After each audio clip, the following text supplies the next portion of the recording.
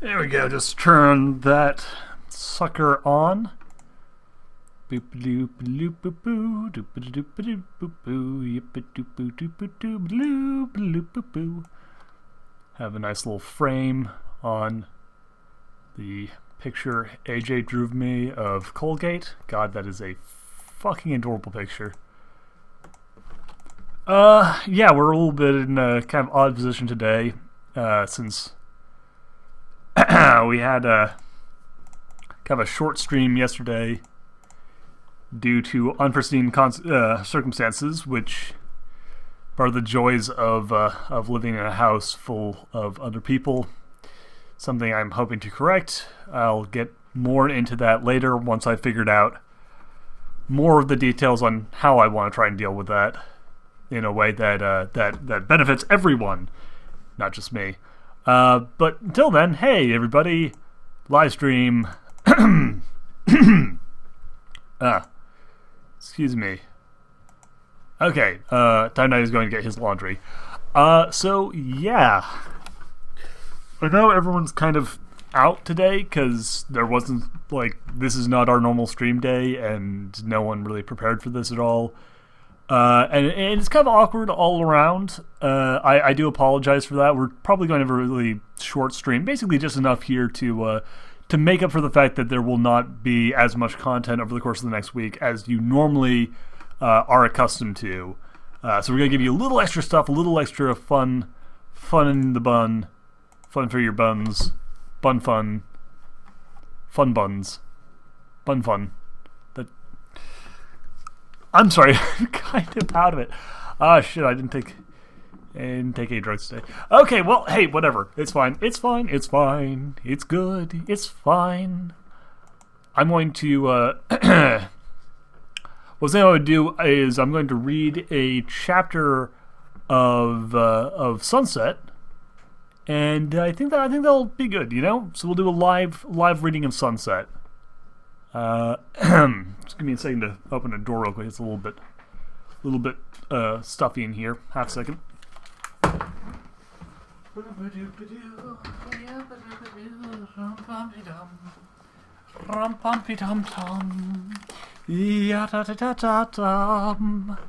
Okie dokie then. Let's do it. Let's do it. Let's. In fact, I'm actually going to wait till 3 o'clock. Here we go. We are now on the hour, and not even sure if anyone's. I know people are in the stream, but I don't know how many people are actually actively interested in this dumb Sunday stream thing. I know it's silly. I know. Sorry, it's kind of weird. Let's read Sunset, though. Let's do that. Sorry, it's been a very, very odd week. Ugh. So, irregardless, let's. Sorry, just kind of get myself into the right mindset. Sunset. Okay, that's what we're gonna do. We're gonna read Sunset and see how we're feeling, and maybe that'll do for makeup stream. Maybe we'll go further. I don't know. It's a mystery. Everyone, we're in unexplored territory right now. Oh wait, I need to figure out how to get rid of this stupid malware thing. It's super annoying. Okay. Let's do this in 3, 2, 1. Hey everybody, and welcome back to Let's Read Sunset, Chapter 3, Moonrise. I know people have been demanding that I stop reading this on my own and just goddamn get someone else because they're hating me reading on my own, but other people really like it, so I'm going to keep doing it for now. When we get into the sequel, which is the thing I really hate, which is 22 chapters long rather than 5, I will bring in other people for that because I'm not going to read a 22 chapter story on my own because that would kill me and it would take a really long time, and I'm not going to do that. But Meantime, Moonrise. Life quickly returned to normal in the small town of Ponyville. ... Well, as normal as things could get. Over the course of the past 4 weeks, the town had experienced a fire, another barking mishap, then somehow made another baking mishap that somehow made the baked bad incident seem like a mild case of the flu by comparison. It was Ebola. The bakery caught on fire and somehow unleashed a deadly neurotoxin into the atmosphere, and everyone died. Seriously, what? Like the baked bads incident hospitalized the entire town. What the hell happened this time? Jesus Christ, author, you're trying to make your story sound more dramatic, and you're just failing so badly. In fact, the town still had a lingering smell from the unpleasantness. It made the orange pony breathe a sigh of relief that she didn't live in the town proper, or that her stubborn pride had caused the worst, or that her stubborn pride hadn't caused the worst case of food poisoning in the town's history. Only a few people died when she was being an idiot. Applejack trotted down the cobbled streets of town alone that day. Still, a little early to be selling apples to the townsfolk. There is an exact time you want to be doing that shit. And Applejack is just, fuck it, I don't care. I don't care at all. I do what I want. I sell apples. It wouldn't be long until the first batch of ripe apples would be ready for delivery, though. With that thought in mind, the orange earth pony picked up her pace, imagining all of her precious apple trees dead. The somber idea motivated the farmer to pass forward and swallow her stubborn pride once more. Her stubborn pride that was causing her to not do what exactly? This is... I have no idea why Applejack is afraid of her trees dying or why her pride has something to do with it. Nearing the library, she still wondered if going to her was the best option. Applejack wondered if going to Applejack was a good option. Applejack had always scared Applejack. Applejack wasn't entirely sure she could trust Applejack, but damn it, Applejack was good. She was a loose cannon, but damn did she know how to sell them apples. Sure, ever since receiving that letter, Twilight had been her normal self again, but sometimes Applejack had flashbacks to that last little episode. It was called Magical Mystery Cure, and it still gave her nightmares. She shuddered at the memory of the agitated unicorn, but steeled herself against it. I just realized something. Every single chapter up until this point, including this point, every chapter we've had so far has had a time jump. Like a fairly significant time jump. It's like every single chapter is like the prologue to the next chapter, and then that's just like the prologue to the next one. Like they're like a bunch of vignettes strung together in a series rather than one consecutive story. Whatever, maybe I'm crazy, but that just seems like a really dumb way of writing. But what do I know? I don't have 1 million followers on DeviantArt or FimFiction. The farmer needed the power.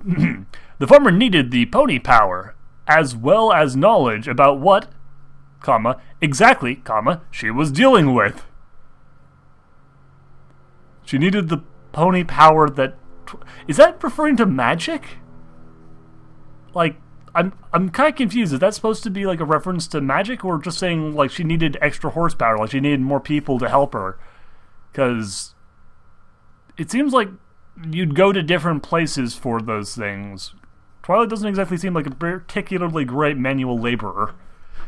Anyway, taking a deep breath, she opened the door to the library, stepping inside the old building. Period. If she didn't know any better, she would have sworn no pony was around. There were no books piled upon the floor, no papers laying around like a tornado had blown through the place. The unicorn library. Sorry, I thought for a second it said the unicorn library. I was just like, oh god, earth ponies. They're so illiterate. No, it's the Unicorn Librarian. Oh, good, we're now giving Twilight a bunch of titles as well. Excellent. Librarian had obviously gotten around to her own spring cleaning, and the difference was startling. Twilight? Applejack called into the hollowed-out tree. In my room, sounded a voice from upstairs. I'll be right down. In the meantime, the farmer pony, you can just say the farmer. You don't have to... We know Applejack's the pony, okay? It's okay, author. We know. Looked around the wares. That word's not in what you think it means. Sorry. Thinking she could find what she needed on her own. Several older books lined the shelves. Obviously, a part of the heap the librarian pulled out of the small crawl space under her very hooves. Some of the books, quite frankly, scared the superstitious farmer, as some of them claimed to tell the future, or how to do things that were simply not natural, although they were in the minority. Yes, unnatural things like giving someone wings, or clearing out all the snow when the seasons changed, or telekinetically lifting up a bear. Yes, no, these were properly unnatural shit. Not like the regular magic that is so very natural.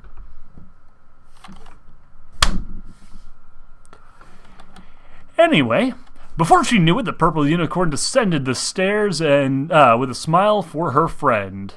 Have a smile. It's wonderful. Just came out of the oven. Hey, Applejack, she chirped happily. What can I do for you today? Oh, the farmer started. Oh shit, I wasn't supposed to let you know I could read. What do words mean? I didn't break the law. I'm not trying to learn myself literature. Don't report me to the unicorn, please. Well, I woke up today to inspect the crops, you see, and as I was going about, I noticed this weird fungus on all the trees, and I was wondering if you could tell me what it is all. Reaching into her saddlebag, the farmer produced a sample of tree bark, the purple splotch embedded into the wood. One would assume Applejack would know more about flora than Twilight. I assume. But then again, what do I know about farmers? Nothing. Oh, I know just the book. The scholar nodded as her copy of Supernaturals flew down before her. Ever since the whole fiasco with Zecora and the poison joke, the unicorn had opened herself up to looking into unconventional places of knowledge. Like reading the one book that had solved the problem that time. It's very unconventional. Prove that a book on the supernatural is, in fact, very much real, then, then assume that every time she uses the book that has now been proven, going like, oh, man, you're using that book? That proven piece of documentation that you have actual, like, real-world experience knowing that it works? You ridiculous, superstitious, silly goose. Go. Sorry, that's not even really dumb. It's just the story puts me in this mindset. Go. Anyway. Eventually she found the entry, staring her in the face. A sudden grim look in her eyes. So the solution was a sudden grim look in her eyes. Okay. Well, I got bad news. Good news, bad news, AJ, Twilight started. It's a fungus called bilious bulges, and it has a cure, but that's where the good news ends. What may I ask is the bad news? The farmer asked with great concern. Concern is unbelievable. It is fantastic. Well, according to this book, it's fatal to the trees in high concentrations. It can wipe out a sizable chunk of the forest in a matter of weeks. The only way to cure is to chop down the infected trees before the bubbles burst and spread the pathogen. Oh, God. In the meantime, it cannot come into contact with another tree, or it will spread that way. Applejack's eyes widened in terror. It was her worst-case scenario. ... But if it meant a tree or her livelihood, the poor thing would have to come down. She looked at the floor soberly, fighting back some tears at the idea of chopping down one of her beloved trees.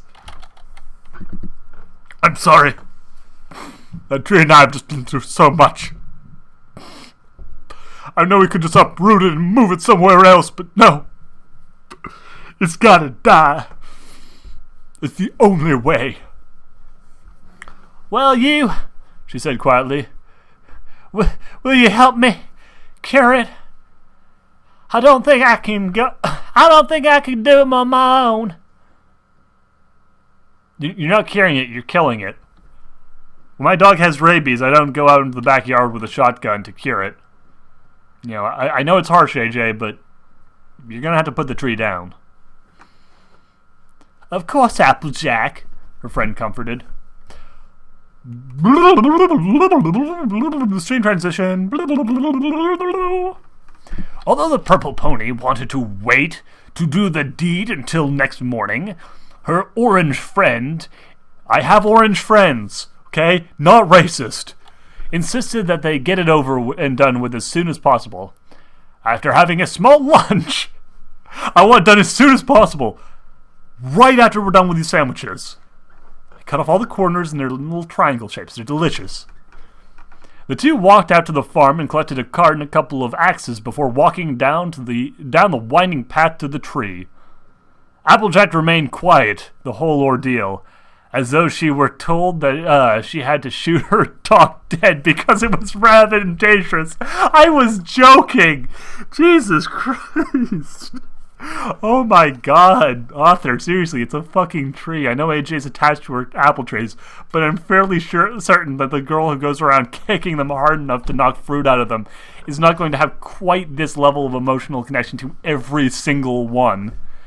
Like, Bloomberg was an exception because she had raised Bloomberg herself, and it was a joke. Come on, this is silly. You people can see how silly this is, right? I'm not going crazy. This is insane. Anyway, Twilight kept the silence for her, knowing her friend could not be consoled right now. Instead, she distracted herself from her friend's melancholy by looking at the apple trees, some of them bearing big and slightly red fruit. Bitch, they're apples. They are not slightly red. They are red. Ready for picking within the week. The birds chirped happily in the trees above as summer was but a few weeks away. They're winter apples. No, sorry, no, they'd be spring apples. Never mind. I'm dumb. That's not sure. I think apples actually don't bloom in the spring, I think, but I'll admit I don't actually know that one, so no comment. The distinct smell of rain still hung in the air from the shower that took place just last night. Every smell coming in as clear as ever through the moist air. Eventually, the winding path went down a steep hill and through a small intersection into a grove of apple trees. Jesus Christ, how far away is this fucking orchard? They're on Sweet Apple Acres. I mean, it's not like that big. Like, how far away? Wow, AJ. Like, is this like your special secret grove? You have to take like the special like secret pathway to reach down the bottom of a gorge. It's like, what? What even is this? Okay, well, through intersection in the grove of apple trees, a babbling brook echoed through the dense canopy. The dense canopy of apple trees! a canopy of... How close are you planting these fucking trees? What type of farmer are you? Is this the rainforest of apple trees? Oh my god, this is so dumb.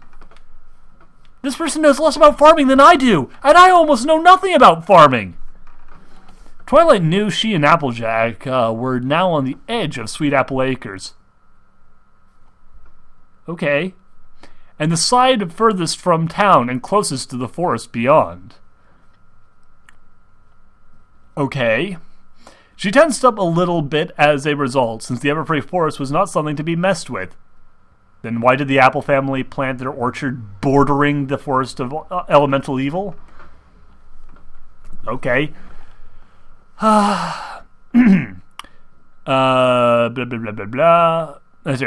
Her last venture into the cursed woods had left her petrified by a cockatrice. If it wasn't for Fluttershy and her stare, watch the episode, she would have been stuck like that for months while they waited on a cure. Okay. The cure for being petrified. Okay. Before she could elaborate on such thoughts, they came to a tree. They came to the tree in question. A chunk of bark missing off of it.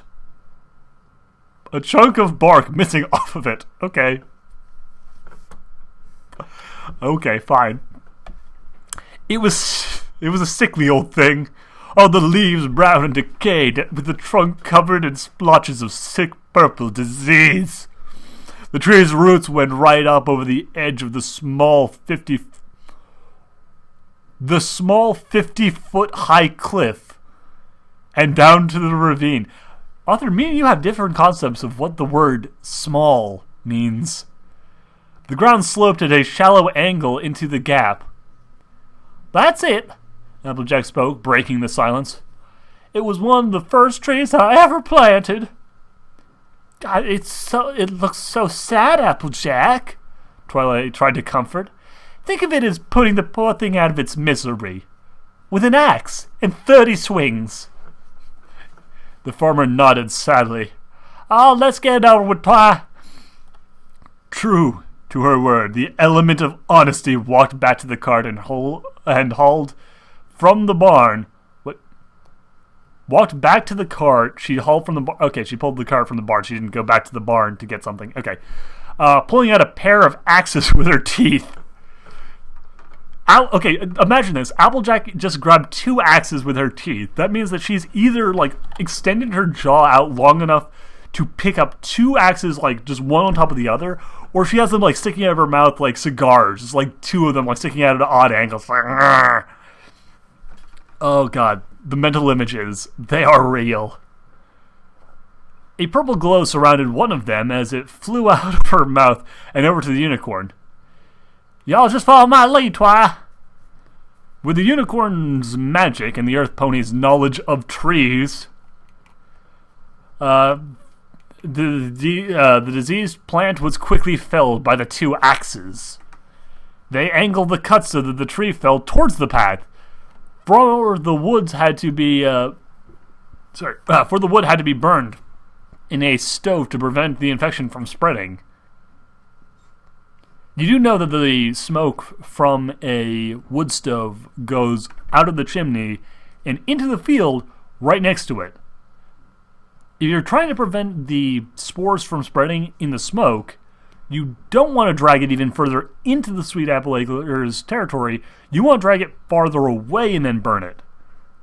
You clearly do not know how chimneys work either, author. Let me ask you something. Do you know how anything works? Just out of curiosity. To the neighboring trees, so they couldn't just dump it in the ravine. So they're going to burn it rather than chopping it down and rolling into a ravine where there'd be no way that it could possibly spread up. Okay, you know what? Whatever, fuck it. It's fine. I'll assume that made all the sense in the universe. Together they chopped the tree into small parts and loaded them into the cart. Holy hayseed! Applejack exclaimed as she saw the full cart and the pile of logs still on the ground. Look like we'll have to make a second trip. A look of worry came over her face, looking at her friend before continuing. My little sister and her friends over yonder in the base.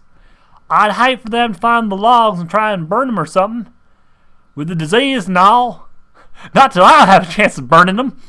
Okay, so they're not burning them to remove the infection. The infection will still spread on the ash. Because Applejack is worried about burning the trees around the other trees. So she's going to bring it even further in so it can infect even more trees. Fuck you, story. Do you mind staying behind and watching them while I mosey on back to the barn? Have I mentioned I'm southern yet? Twilight smiled and nodded to her good friend. Sure, I'll keep a watch. Sitting on the side of the dirt road, the scholar, Jesus Christ, stop giving these people titles. Just call her Twilight. Watching the workhorse... Again, titles. You don't need this many of them. Pulled the cart full of wood up the steep slope. She could have pulled a cart as well, but Applejack refused to let her. I won't let a filthy unicorn touch my cart, no way, no how.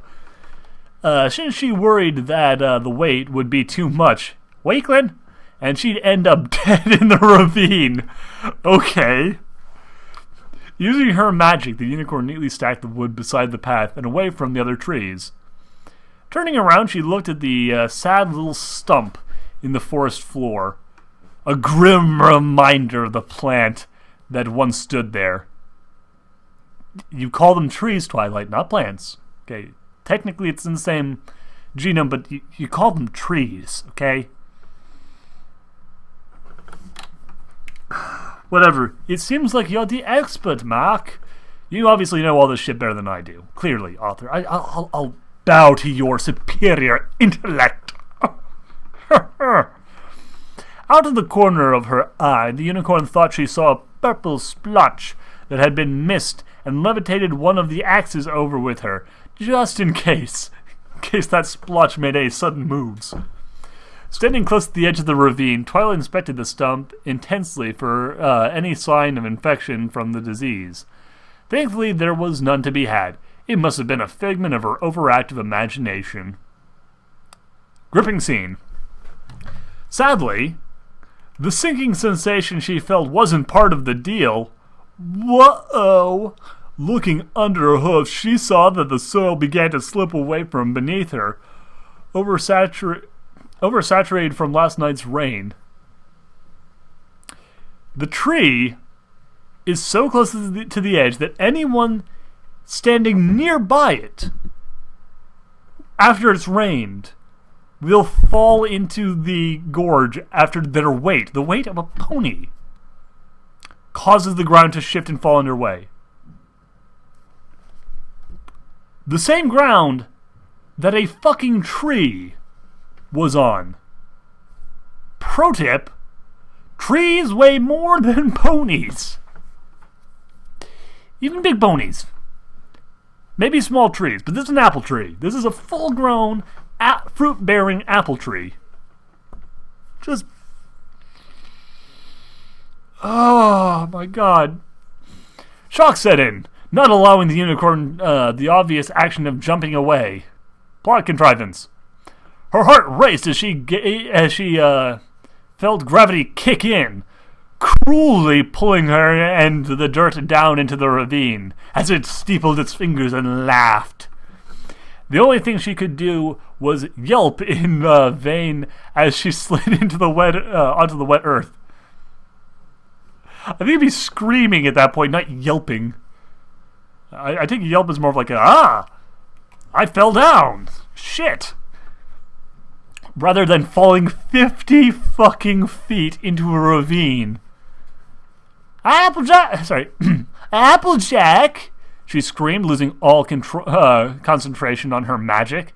Her body screamed down the rocky side of the ravine, smacking into every possible rock on the way down. Okay, now I'm just seeing that scene from The Simpsons where Homer tries to jump the gorge, falls down, smashing into each rock along the way to do dow dow dow dow dow. Like that's what the scene is. She's just like fell off a cliff and just starts bouncing from rock to rock, going dow dow dow dow dow as she goes. Twilight couldn't think. ... The rush of adrenaline overpowered her judgment. She could only cry out as she bounced from side to side, her face occasionally puckering up to the side of the cliff. Finally, an eternity later, she landed on the soft bed of the stream, on her side in a great deal of pain. You fell 50 feet, slamming into rocks the entire way down. It doesn't matter how soft your landing is, you are fucking dead. The unicorn moaned slightly, trying to push herself up, only to find 2 of her legs broken in the fall. Realizing how much trouble she was in, she called forward for aid. Fuck you, phone. Hoping her friend would return soon to help her out. However, before she could even get one word out, a glint of steel flashed before her eyes, and a new wave of pain swept over her.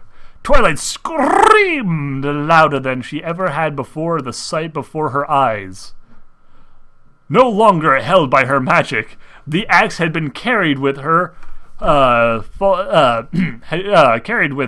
on its own accord, landing blade first into one of her broken limbs. Womp womp womp womp. She pulled the wrecked leg away to see the damage done to her by the fallen steel. The lower half of her leg dangled sickeningly in front of her face, eyes wide in horror and pain. Oh shit, her leg has eyes, and they're wide open in pain. Shit, I accidentally scrolled down. Here we go. Here we go. Blah, blah, blah, blah, blah, blah. Heart and pain. Here we go. Not more than 2 tenues kept it attached to the rest of her body. Bone clearly visible through the blood leaking into the muddy riverbed. Man, this axe must have been super fucking sharp if it just, like, cleanly sliced through her leg. It's usually, like, movies and TV shows and stuff, they always have, like, these swords that just, like, lop off people's arms or chop off zombies' heads or, like, embed in someone's skull with, like, no effort at all. Blades, especially something like an axe, which is not actually meant to be all that sharp, it's meant to be more about, like, the force. The force you put into it to chop it through something, and then the ability to very quickly and cleanly pull it back out again of the thing that you were chopping it into. They don't just fall on you and slice off your arm nice and cleanly. That it should be like about embedded in her leg bone. Just FYI. The last thing she could remember, her face rushed up towards the soft earth in a sick mixture of the sight of her injury and the intense pain that came with it. Once again, given the way that it was described, she was clearly not looking at the, she was clearly not, sorry, I lost my train of thought. Obviously, because she was looking at her leg, which would have required her to be facing upwards, when she collapsed, she should be falling, face down, face up, with her head falling back onto the ground, not face forward. The way it's described, it sounds like she basically pulled herself up all the way to a sitting position, saw her leg, then fell face forward into her own, severed leg. Like that. I'm not the, again, At best, she could have turned around, craning her body to the side, and then fell, sideways into the mud. But even then, the way it's described, it sounds like she basically just turned her head to deliberately shove her face into the mud as she passed out. This is why visualizing the things that you write is important, because if you don't, you end up with visuals in your writing that make no logical sense when they're read aloud. And that's a problem because it takes your readers out of the experience of reading your story. You should be immersing people, not shoving them out of the experience. Anyway, the last thing she could remember, her, blah, blah, blah, yeah, pinging with it. Transition. Pleasant warmth swept over her over the battered unicorn as she regained consciousness. A soft moan escaped her lips. Ooh, saucy. Wondering how she could still be alive after experiencing such pain. Suddenly a loud voice boomed out from somewhere nearby. Her eyes fluttered open. "Sis, come quick! She's waking up!" Loud hoofsteps on wood met the unicorn's ears as her eyes finally opened. Everything was a mess of colors. "Oh shit, I'm on acid again. Fuck." "Twilight!" sounded the familiar voice of her friend, Applejack. Another soft moan. Oh my god, how many soft moans is this unicorn going to make? From the unicorn's, more from the pain than the volume of her voice. Another soft moan. So, she's moaning because of the pain, not because of the volume of her voice. Holy shit. I don't even... Whatever. Where am I?" she asked. "Did you two take me to the hospital?" "No, Twa. You're in my house. We didn't want to move you far, so we, if you broken your back or something. Thankfully you didn't, though. Because I don't trust them doctors. You know some of them, Dr. Goldberg, Dr. Grossman. I don't trust them. Not saying that's because they're, backgrounds or anything, but I feel better with good old-fashioned home-brewed remedy. Earth Pony style." "What do you mean?" Twilight's voiced indignantly. "What about my leg? It was nearly chopped clean off." Applejack and the smaller pony she identified as her little sister Applebloom. "Don't get quiet, Applebloom, pony. Little sister to Applejack." Looked at each other in disbelief, each other for a brief moment before the younger replied, "Your leg's just fine, Twa. You're lucky you didn't break anything. The axe missed you by a mile." Putting down the warm blankets, the unicorn could see all sorts of bandages on her body. Okay, alright, spoiler, her leg healed itself. Even if her leg healed itself, why would the axe have missed her by a mile? Wouldn't it still be, laying right next to her leg, covered in her blood? Did her blood magically, suck itself off of the axe when it repaired itself? Did it fling the axe away so that it came up as not having hit her in the first place? Answer me, Thick!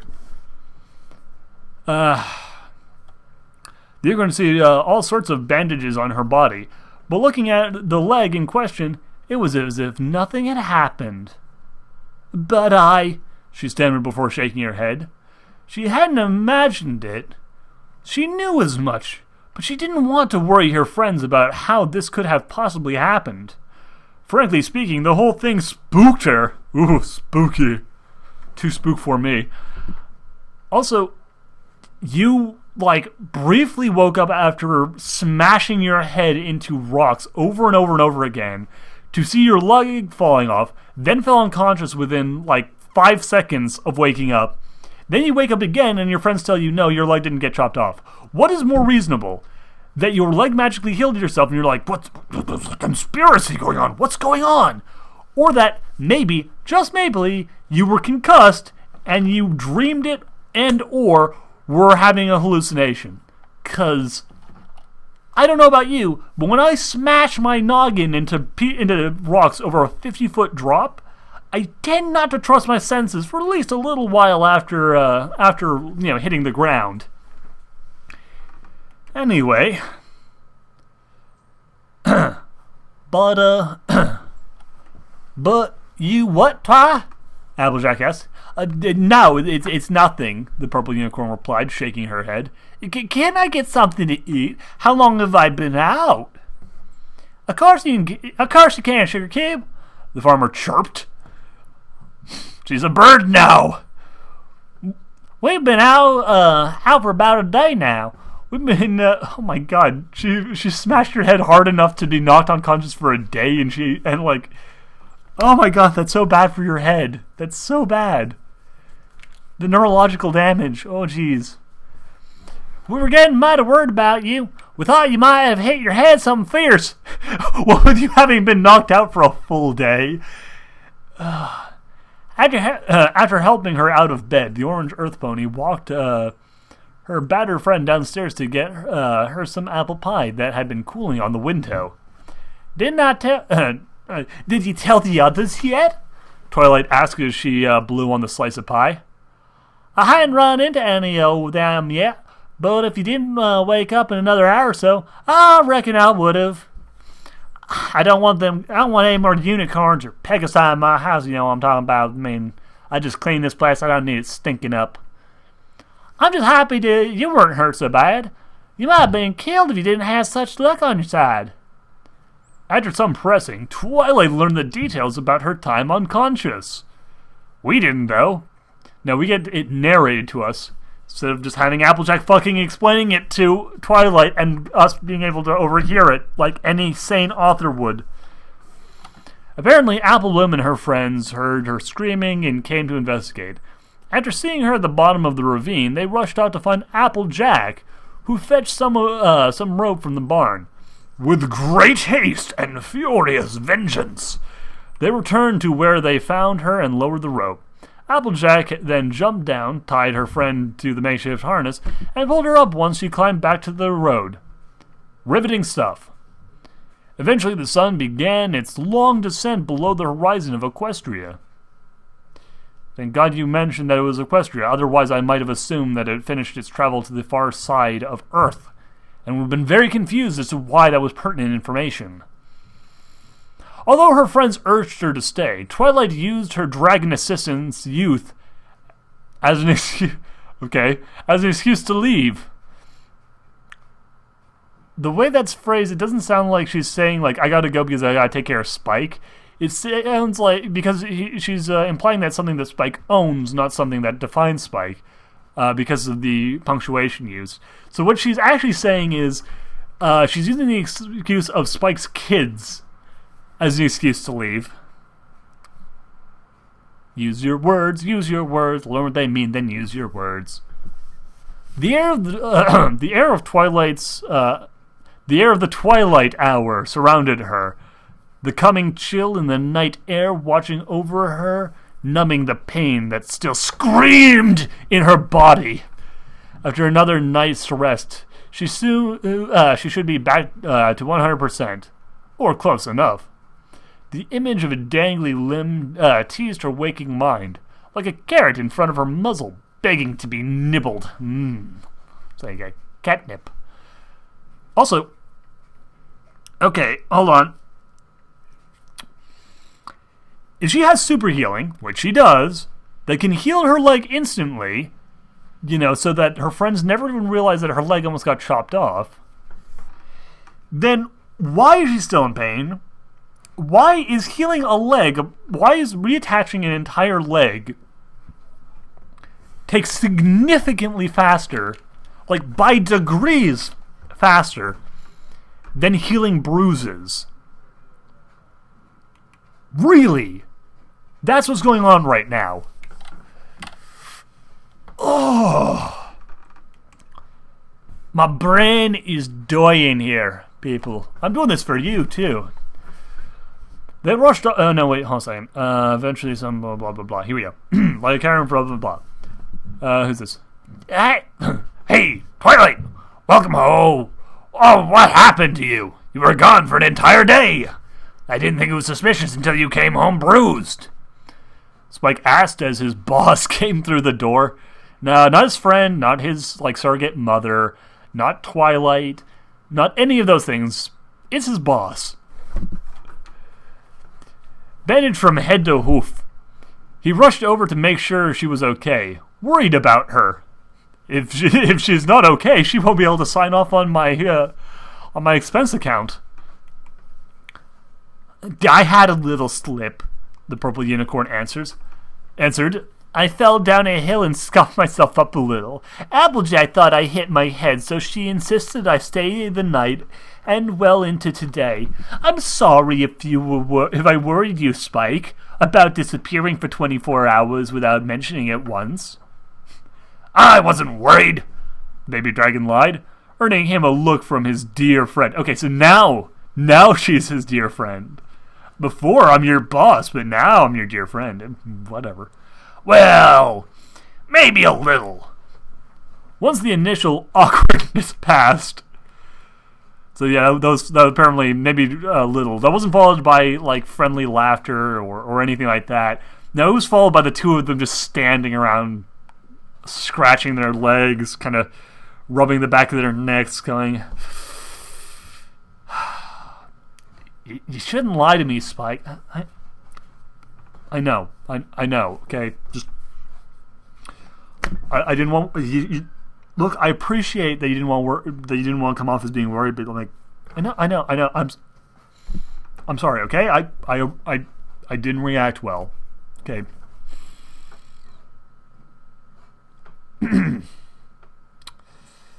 Okay, well, now that initial awkwardness is past, the mayor had to show great restraint to not dive into her books immediately and try to explain the mystery right there and then. Upon the dragon's insistence, she made them a sizable dinner. Spike insists that Twilight make them a big dinner. You need to rest. So first cook me dinner, woman. Get in the kitchen. And calm herself down a little with one of her favorite books. A loan from Derpy, as the library didn't have it yet. That well-read literary genius Derpy. After losing herself in the moment she owned it, she wasn't ever going to let it go. In the tale of deep Earth explorations for some hours, the unicorn placed the book beside her and fell into a peaceful sleep.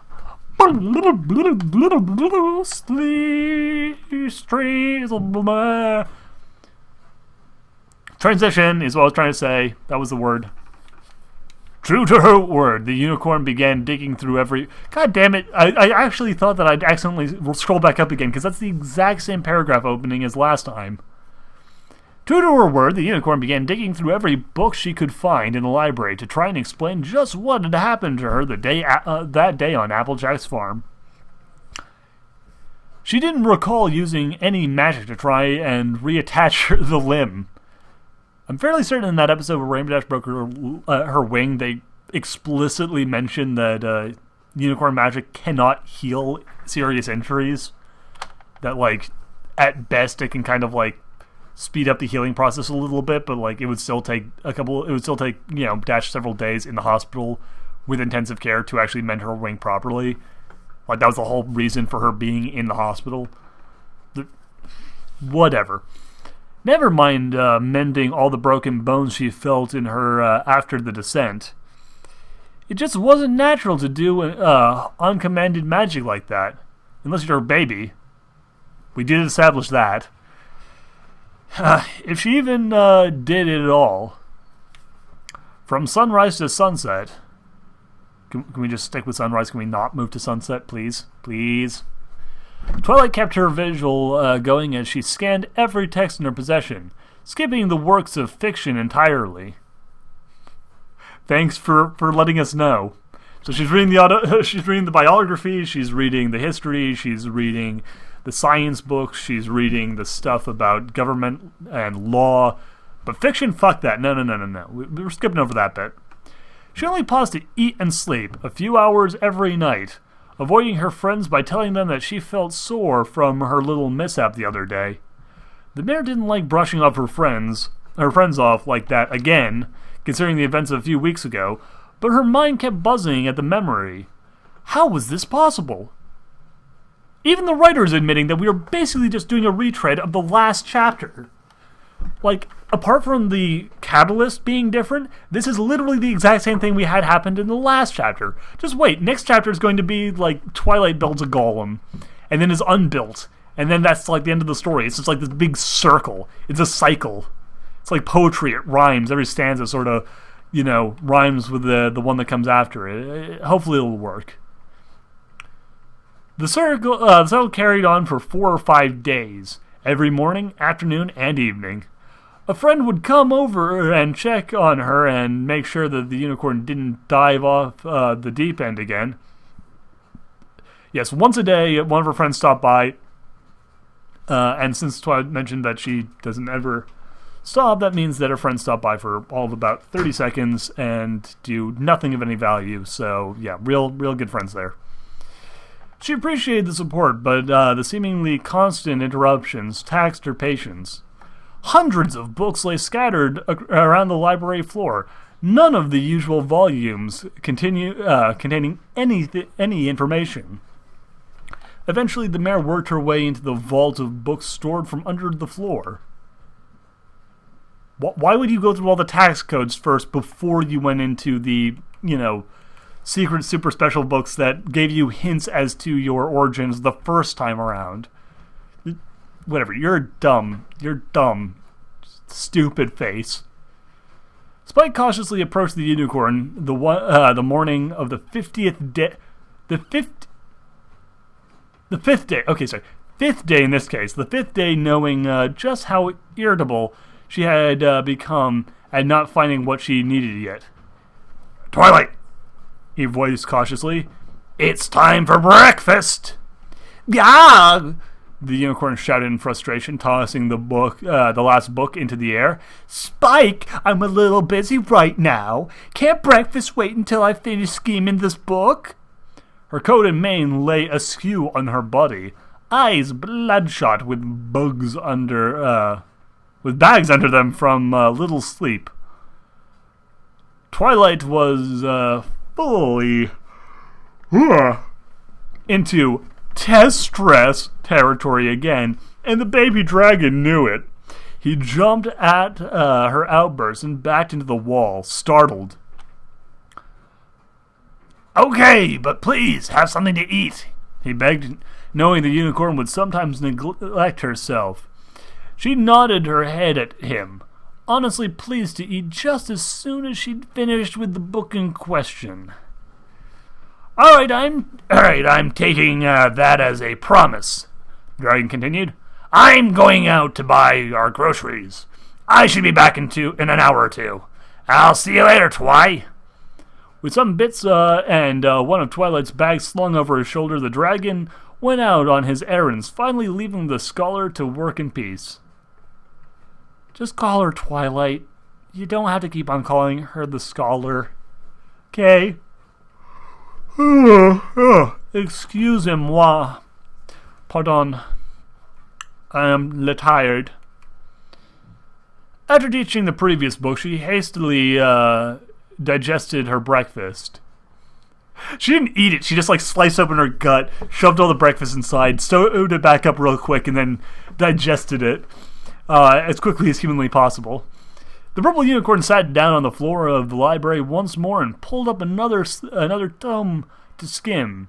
It wasn't a particularly heavy book, but just looking at the title, Magical Automatons, the unicorn, looking at the title, Magical Automatons, told the unicorn that the book wouldn't hold any answers. Still, she plugged into the book all the same. This was plunged. Okay, fair enough. All the same. Just in case. Inside, she found the most weird creatures and ideas she had ever set eyes on. There were spells to make cleaning supplies move on their own, and various depictions of improbable machineries. Just as she was about to cast the book aside, a passage caught her eye. Okay, that's far more than a passage. It said something about automatic healing.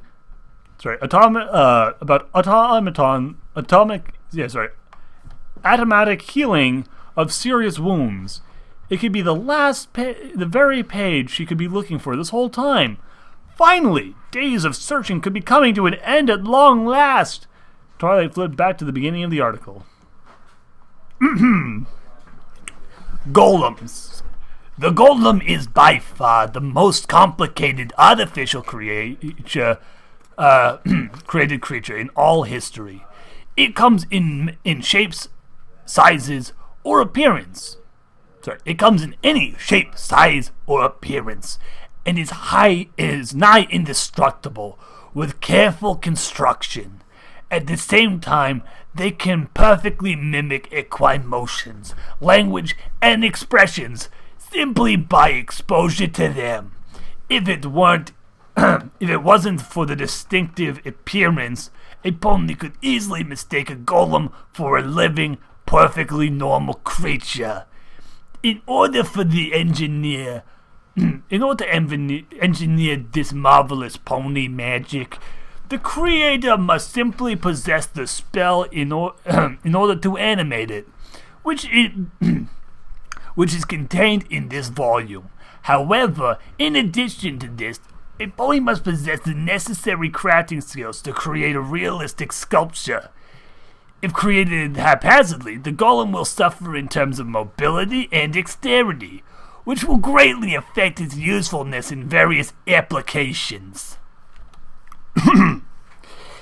If all this effort is required, then why use a golem? Why not hire an extra hoof to help around the domain?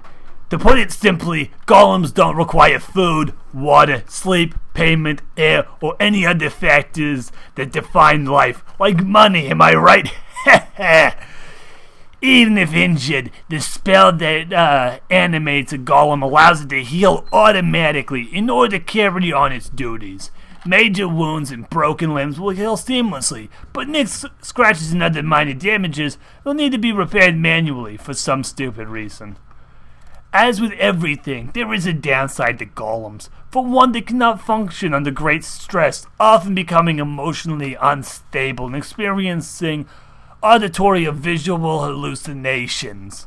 The effect is magnified if the creature is the source of the stress, even if inadvertently. The creator is.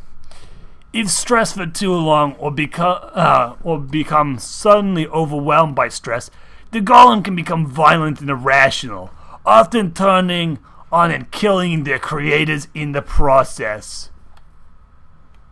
I'm starting to see a problem with these things. Advanced golems. First and foremost, advanced golems are considered illegal in every state in this world. This book will not give you directions on how to manufacture them, as their creation has been deemed a crime punishable by death or exile. Depending on severity. It depends on how advanced you make it, obviously. So what makes this subcategory golem so illegal and carries such a harsh punishment? This is because ponies that make an advanced golem is essentially creating life. And that's dabbling in God's domain. You don't want to do that, honey. How does an advanced golem differ from a normal one, you may ask, like it showed? Unlike a normal golem, the advanced breed is not easily distinguished from any other creature, as they are designed to be as lifelike as possible. As such, they do not carry a hardened clay appearance, typical of a normal variant. Furthermore, and arguably the determining factor, the advanced breed can feel pain. In addition, they can form and feel their own emotions, opinions, and execute them. Essentially, an advanced golem is completely autonomous and does not mimic the creator. Advanced golems can be detected based on their emotional response to their creator. Often, they will have a familiar bond with them and feel dedicated and even love them. However, they carry the same drawbacks as the normal golems, just magnified in different ways. As with golems, they experience too much stress, their cognitive functions shut down, they begin to hallucinate. In addition, they also possess a rapid healing ability of the normal variants. And we're going to pause right there because someone's about to run on a treadmill and it's going to make it impossible to actually hear anything. See you guys in probably half an hour. Sorry about that. We are... Sorry about that. Yeah, we are back. Picking up right where we left off. Whew. Where did we leave off? Alright. The tome fell unceremoniously to the floor as the magic keeping it afloat vanished from existence. She couldn't bear to read another word of the book. ... or any other book. She became Book Hitler, burning all of the books. We know regular Hitler did that, so she'd just be regular Hitler. Twilight's Hitler! Her mind reeled with the implications those simple paragraphs held. On one hoof, it explained a lot about what happened to her over her entire life, not just the fall of the farm. Yet on the other hoof, it was just too impossible to believe. How could she possibly think that she was the product of magic and not a natural pony? No, it just can't be true. That's impossible. She tried in vain to reason. The unicorn stood up and paced around the library, her mind buzzing, too horrible to stop herself from walking on the books. It all had to be some drastic error on her part, a fluke that she would find something similar, but utterly impossible. Or is it? A sudden creak filled her ears as the tree around her began to breathe. Twilight felt the hair on her body stand on edge. She was beginning to hear voices again, reminding herself that it was one of the symptoms listed in the book. Hearing voices wasn't. I think it was like colorblindness and whatever. No! It's impossible! She shouted into the rafters of the building. How'd you figure that? Breathed the tree. If you think about it, everything makes sense. When you're stressed, you become irrational and irritable, and you start to hear voices, like you are now. How can you possibly refuse to accept that you, Twilight Sparkle, are a golem? I am a pony, Twilight called to the disembodied voice. I bleed, I cry, I feel pain and emotions. Golems don't. Golems. This would all be much more dramatic if we didn't, know she was a golem from chapter 1. Oh, the tree interrupted. Do you recall the passage about the advanced types? If you think about it, really think, you'll see that what I'm about to say makes perfect sense. Hoogly boogly boogly boo. Ooh. Who's the one pony on the earth that you trust unconditionally? Answer for you, Princess Celestia. And who has the power and skill required to make a golem like that? Princess Celestia. And don't forget her letter either. Dr. Hoof said that she wouldn't tell him your origin. Yet the letter she said she found you, the basket she said she found you in at the castle gates. Why not tell him if it was the truth? Princess Celestia made me. Oh, baby, you know she made you. All night long, but it was natural. Baby, it was the most natural thing in the world. The unicorn replied, her eyes wide in a sick mixture of pain and horror. But why?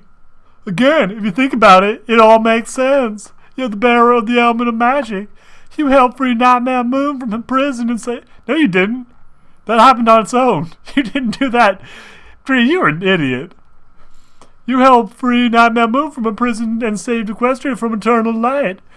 She made you to save her sister.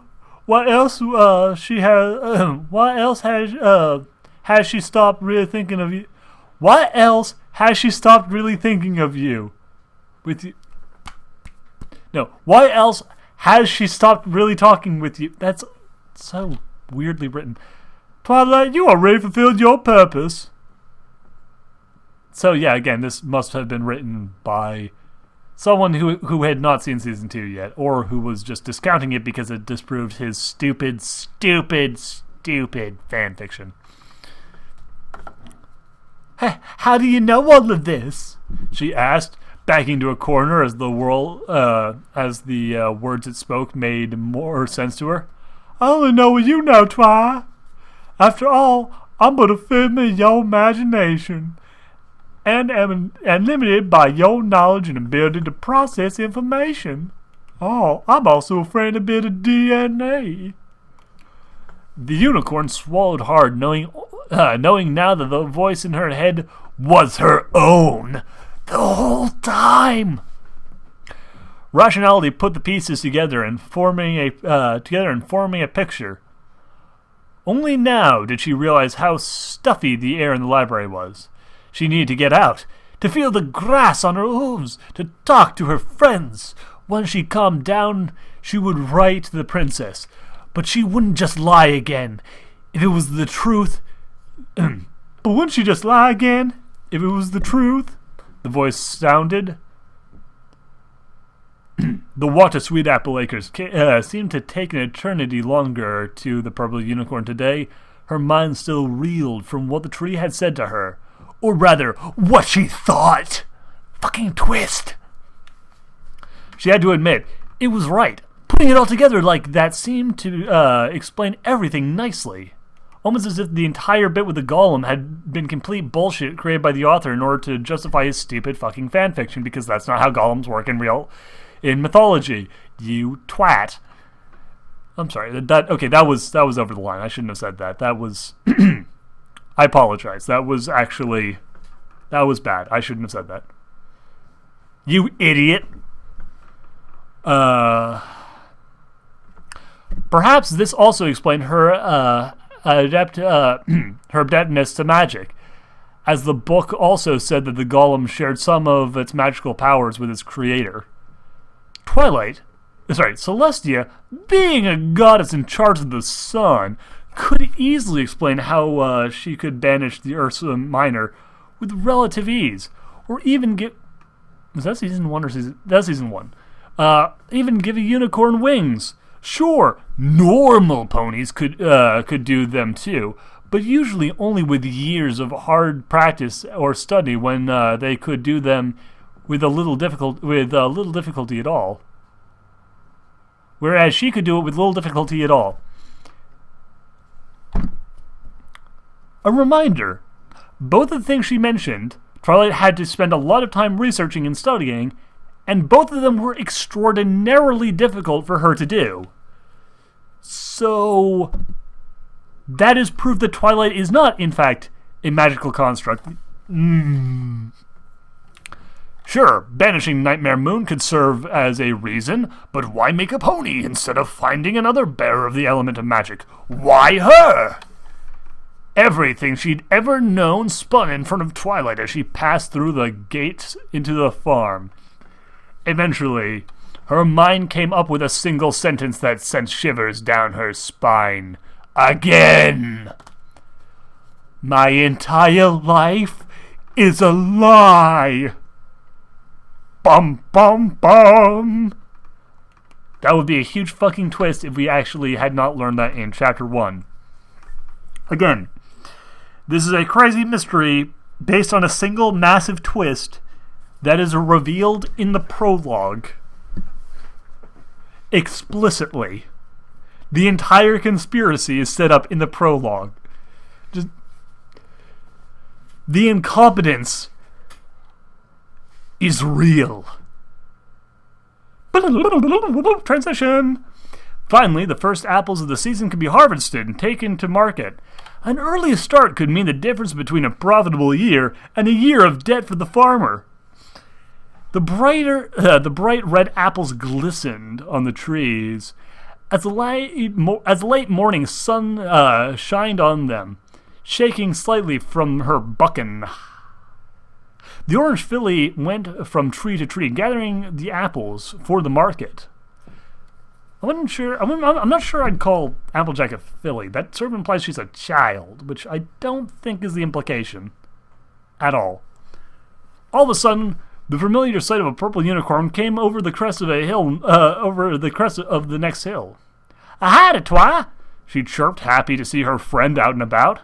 "Hi, Applejack," Twi responded, coming closer to the tree. She didn't quite know how to voice her unease, or even where to start with her discovery. Instead, she opted to start a conversation and let it flow there. "What are you doing?" she asked, looking at the apple trees. Twilight's like, oh my god, my entire life is a lie. I gotta find someone I trust who I can talk to. How do I broach the subject? Oh, well, I'll just sort of work around to it. So, lovely weather we're having. It's nice out, very warm. You catch the game last night? Oh, by the way, my entire life was a lie, and I'm actually a magical construct from Jewish mythology. So how are you kids? "Bucking apples, course," the farmer replied diligently. Okay. The unicorn looked at the basket resting beside the tree and jumped with a start. Inside, the apples were green and pokey. I hate dogs. And polka-dotted with holes in them. Occasionally a worm. I am going to murder those dogs. Occasionally a worm or two. Pardon me for just a second.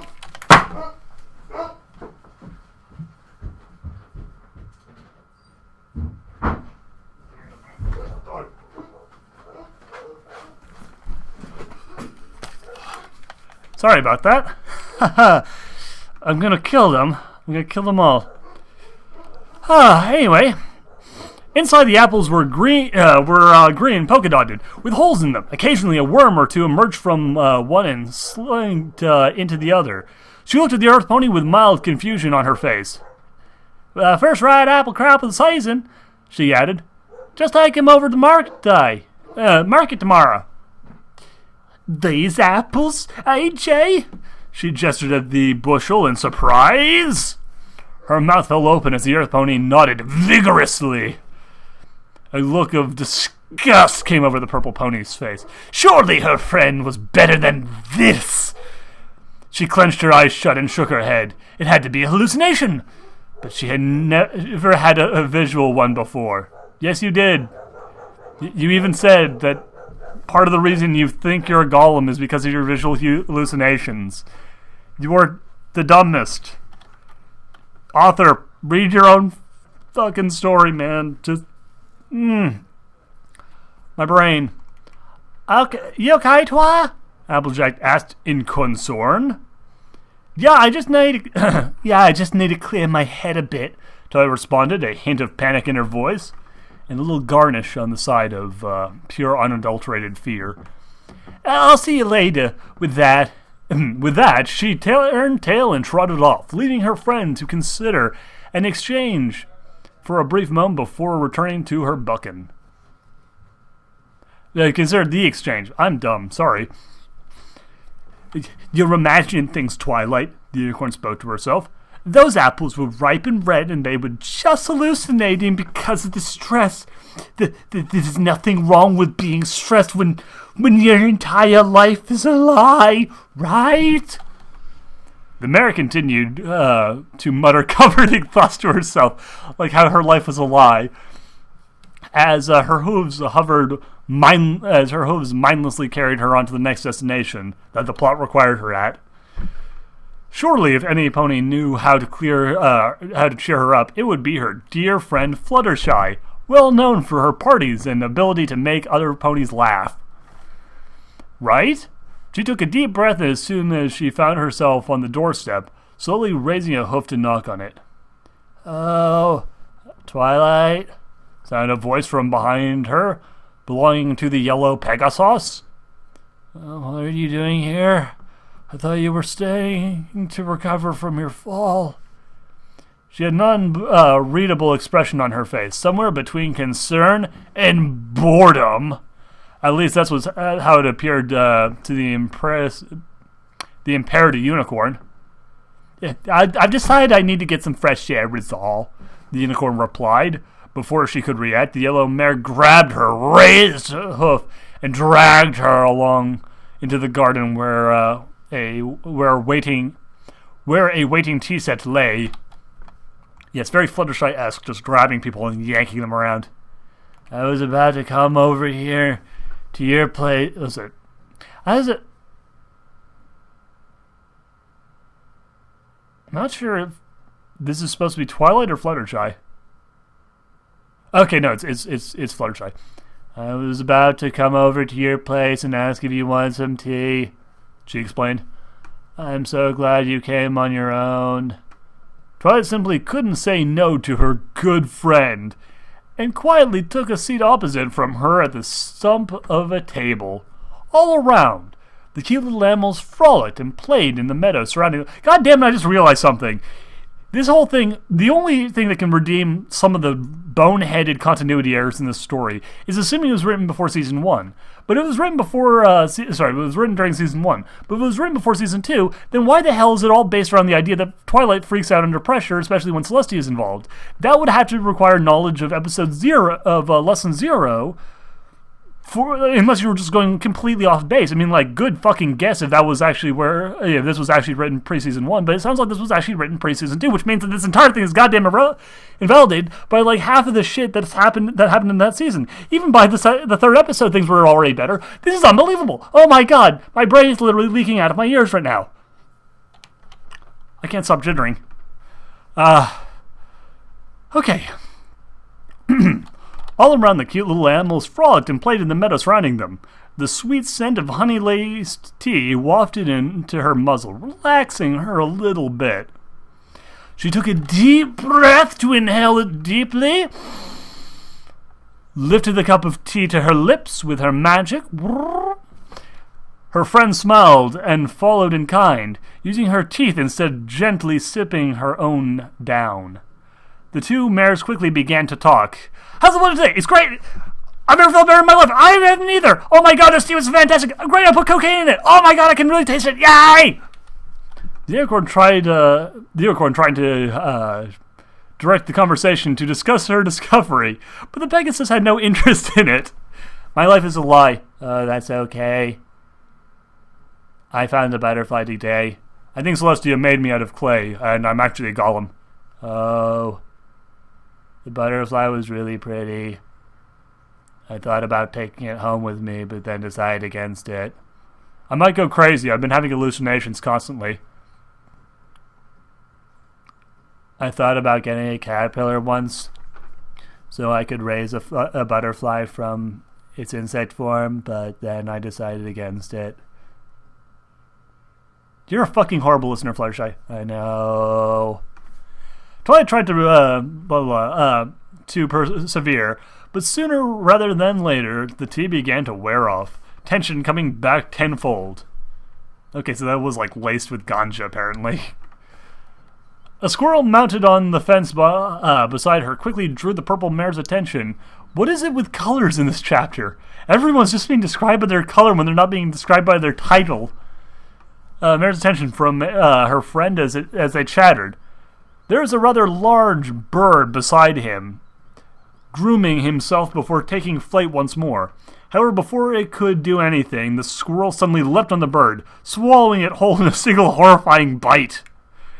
It then ate its own intestines and turned to Twilight and intoned, "Chaos reigns," before a random scene transition happened. Noticing if you don't get that reference, watch Lars von Trier's Antichrist, or better yet, don't. Noticing the lack of privacy, the demonic critter looked Twilight in the eyes, its own burning a bright blood red. Frightened, the unicorn snapped her head back to her friend. Critters behind her all staring with those same blood-red eyes. It's Woodland Critters Christmas. What's the matter, Twilight? Fluttershy spoke with a measure of malice in her voice. It looks like you've seen a ghost.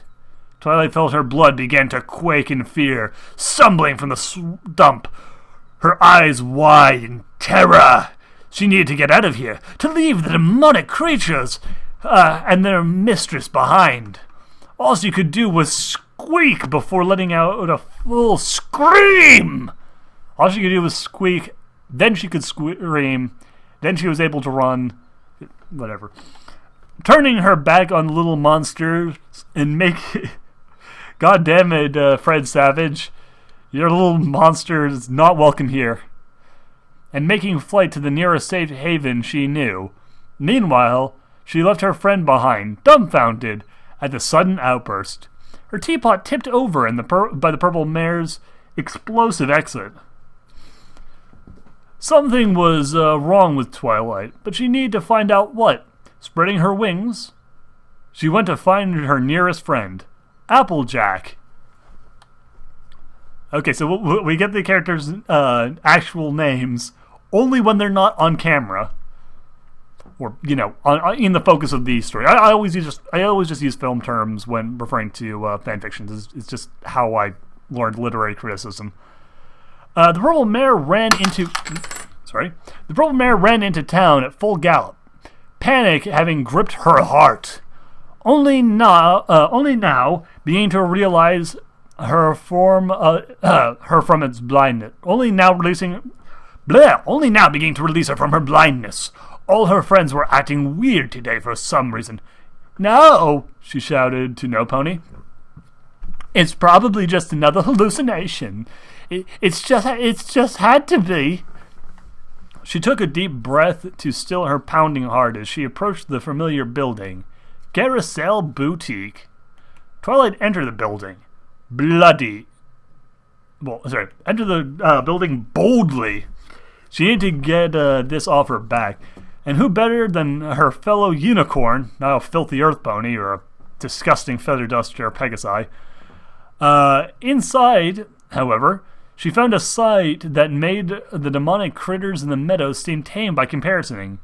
Hanging on the walls and from the shops the shop was material as black as the night itself. All the dresses in the shop looked like they belonged more to an undertaker than the place as fashionable as the tailor's shop. Rarity? She voiced quietly as she entered. Just a minute, said a familiar voice of the white unicorn from the depths of the shop. Oh, hello, Twilight. What can I do for you today? The purple pony simply stared at her, and then back at the somber black dresses all around her. Fucking A, Rarity! This place is awesome! You should rename yourself Hot Topic! Rarity, what is all of this? She asked, forgetting her desire to talk about her revelation. Oh, why, it's wedding season, darling, Rarity replied. Ever since our splash at the gala, I've simply been swamped with requests. I may have to hire an extra wolf just to keep up. Weddings? The purple mare asked, aghast. In black? Sweetheart, that is horrible. You mean these things are for weddings? Who ever heard of a black wedding? My God, it's unbelievable. What is wrong with you, Rarity? I thought you, of all ponies, had some sense around you. They look more at home in a graveyard than a chapel. The white mare had been so dumbfounded since Fluttershy had disappeared, had described an incident detailed. Had described an intricate detail why she hadn't liked the her gala dress. The alabaster wedding gowns positively glistened in the noontime sun. How could she say they looked fit for a funeral instead? Rarity shut her eyes behind her glasses and shook her head. Oh, Twilight, darling, she stated, I know you don't know much about fashion, but I assure you these are indeed for weddings. Twilight found herself speechless at the unicorn's retort. How could Rarity defend this onyx horrors? Who placed this order? An entire village of goth ponies? Were they planning on invading Rome? Because they're the Visigoths. Get it? History joke. I like history. No, it had to be another hallucination. It just had to be.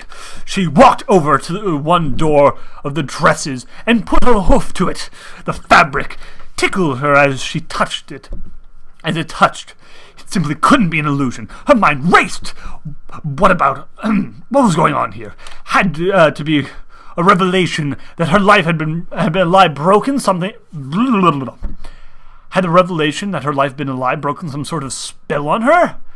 Rarity looked on in confusion as Twilight began moving. Twilight moved through the air as if inspecting something of great interest. She blinked quickly as she figured all of a sudden,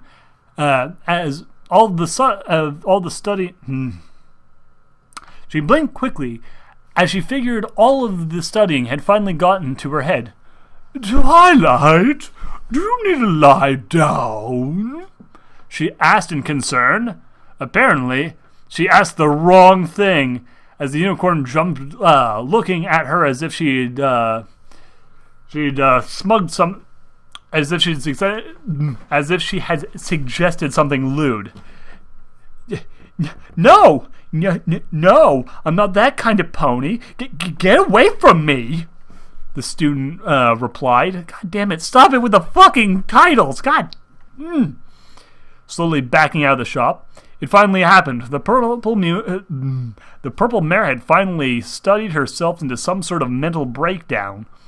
The white unicorn approached her to try and get her to calm down, but the purple mare cried out and ran out of the shop in panic. She could feel her jaw drop to the floor. She needed to get the others and help them with their friend. Oh my god, that is loud. Fucking water heater. Twilight ran from the store at a gallop. How could her friend suggest something in such a way? When Rarity asked her to lie down, there was a blatant lust in her eyes and a sultry tone to her voice. Girls can't love girls! Girls can't love girls! Girls can't love girls! She could even see a shadow of a wink as if beckoning her to follow. All thoughts of being a simple hallucination had fled her mind. Now, no longer in any rational state and deteriorating quickly. You know what really ratchets up the tension on wondering whether or not what something one is seeing is real or hallucination? Straight up saying that the person's insane and that everything they're seeing is hallucination. Really, really builds up that tension. The panicked unicorn galloped at full tilt, making her way through the outskirts of town blindly. She didn't care where she went as long as she put as much distance between herself and the other unicorn as possible. Girls can't love girls! She really couldn't afford another encounter like that. Ew, gay. Especially after all that happened earlier and the revelation that her entire life was a lie. Wow! Wow, that was amazing. Chirped in orange. Oh, wait, that's Scootaloo. Wow, that was amazing! Chirped an orange Pegasus filly. Thank you so much for teaching me how to fly, Rainbow Dash! Fuck you. Fuck you. You uncrippled Scootaloo off camera so that Twilight could run into them as they were... This is retarded. This is actually the dumbest. Her eyes were positively sparkling as she walked beside her idol. Although she could although she just started to train under her, Scootaloo could not contain her excitement. Hey, don't worry about it, Rainbow replied, poking the small filly with a hoof lightly. Besides, it's never too soon to start learning how to be awesome as I am. Oh, hey there, Twilight, what's up? The purple unicorn had a look about her that the blue Pegasus had never seen before. It was like a mixture of betrayal, disgust, confusion, and fear, and had never been seen before. It was brand fucking new, and because of that, Rainbow Dash, as the discoverer, got to name it. She called it Discapre Confusum Fear. I'm bad at naming things. Her mane was unkempt and sticking out at weird angles. Bags under her eyes. robbing her of any attractiveness she had. God damn it, fucking hell. What is it with with lesbians in these horrible stories? Robbing her of any attractiveness she had, ... Not that the blue mare liked fillies, of course. Hey, oh, not gay. So, you okay? The Rainbow Pegasus asked. Twilight's eyes widened in absolute horror at the pair, causing them to exchange a glance between the two of them before looking back at her quizzically. The unicorn's eyes narrowed dangerously as she looked, as a look of indignation. Wow, speaking today, swept over her. It was almost as if that tale Pinky told her all of a sudden, bursting into flames over a Hydra episode could actually be true. For Christ's sakes, the same thing happened in past sins. The fire thing was not her actually catching on fire. It's a metaphor. It's a visual gag. Okay, stop treating it like she actually lit herself on fire, and that's just something that happens occasionally. Like that fucking rage shift bullshit from past sins. It's like, a unicorn, when she gets mad enough, goes into a rage shift and catches on fire because of how angry she is. It's a visual fucking joke, people.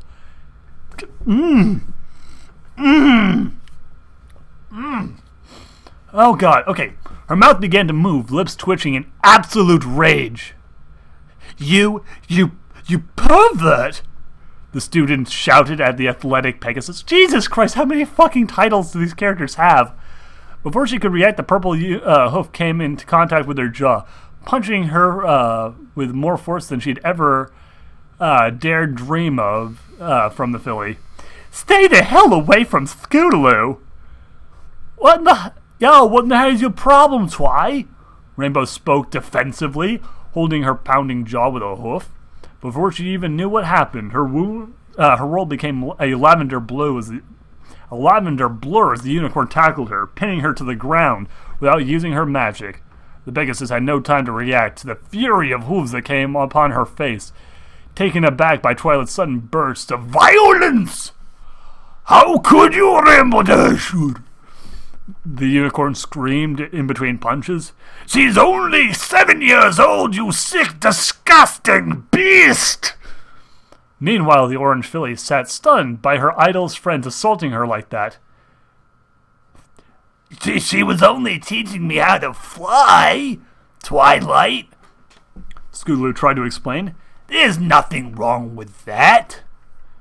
Don't make excuses for her, the purple pony yelled, each word accentuated by another punch to the sun Pegasus. Rainbow's face quickly became black and blue, missing a couple of teeth. Oh my god.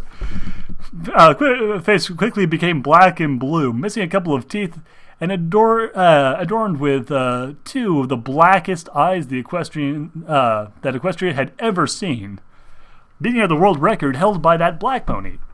The one that everyone is friends with. For reals, yo. The rosy eyes narrowed before the Pegasus used all of her strength, bucking the unicorn off her and launching her some distance. Whoa! What the sorrel hell was that all about, Twilight? Rainbow shouted in fury! Yo, that wasn't cool in any way. That wasn't cool in any way at all. What gives you the right to randomly attack a pony like that, huh? You're lucky you're one of my friends, or else I would kick the shit out of you instead of going to the police. Sorry, the way it was actually written in the story about murder is, you're lucky you were one of my friends, or else I'd kick the shit out of you instead of going to the police. Before she could go up for round two, the Pegasus took to the air, sweeping up the orange one as she zoomed past, leaving the purple unicorn dazed on the ground. All of her friends, every one of them, was insane. It was no wonder Celestia had to engineer friends for her. Just how bad could her last friend really be? She got her hooves with a sick anticipation as she moved into town on her way to Sugar Cube Corner to see just how far off the deep end Pinky could it be? Do you know what the definition of insanity is? Doing the same thing over and over again and expecting different results.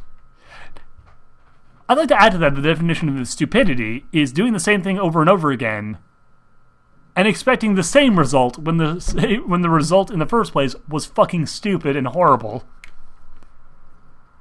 Her answer came soon enough as she approached the building. The sweet shop always looked like a the sweet shop always looked a little like a gingerbread house. But now, she could almost smell the substance seeping off the walls. Ponies watched her walk through the square, possibly gasping about how she had heroically called out Rainbow on her sick games.